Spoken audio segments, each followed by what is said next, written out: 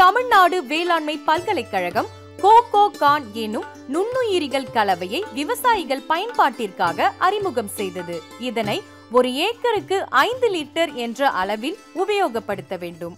உபயோகிக்கும் முன் 150 லிட்டர் நீரில் ஒரு வாரம் பெருக்கம் செய்ய வேண்டும். பெருக்கம் செய்ய 150 லிட்டர் நீரில் 10 கிலோ நாட்டு சர்க்கரை, 5 லிட்டர் தயிர் மற்றும் 500 கிராம் சமையல் உப்பு சேர்த்து நன்கு கலக்க வேண்டும். பிறகு 5 லிட்டர் கோகோ கான் தாய் கலவையை சேர்த்து சுத்தமான மூங்கில் கம்பு கொண்டு நன்கு கலக்க வேண்டும்.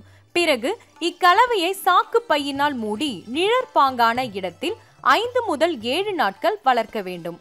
தினமும் 3 - 4 முறை நன்கு கலக்கிவிட வேண்டும். இவ்வாறு பெருக்கம் செய்த கோகோ கான் நுண்ணுயிரியை மரத்திற்கு 2 லிட்டர் என்ற அளவில் 8 லிட்டர் நீர் கலந்து வேர்பகுதி நன்கு நனையுமாறு நோயின் தீவிரம் பொறுத்து 2 அல்லது 3 மாத இடைவெளியில் தொடர்ந்து ஊற்ற வேண்டும். ஒரு ஏக்கருக்கு 5 லிட்டர் கோகோ கான் நுண்ணுயிரி தாய் கலவை தேவைப்படும். இது கோயம்புத்தூர் தமிழ்நாடு வேளாண்மை பல்கலைக்கழகம் பயிர் நோயியல் துறையில் கிடைக்கிறது.